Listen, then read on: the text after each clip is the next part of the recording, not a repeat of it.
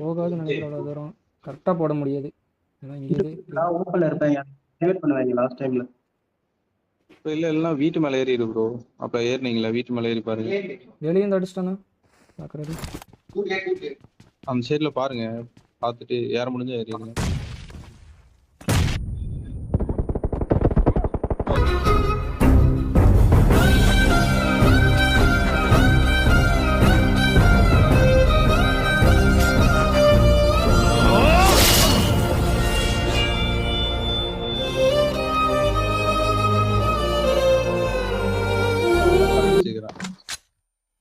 சோஃபராசே நானே ஆடி இருக்கணும்.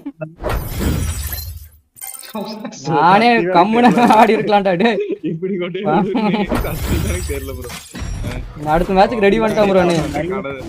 அடுத்த மேட்சுக்கு ரெடி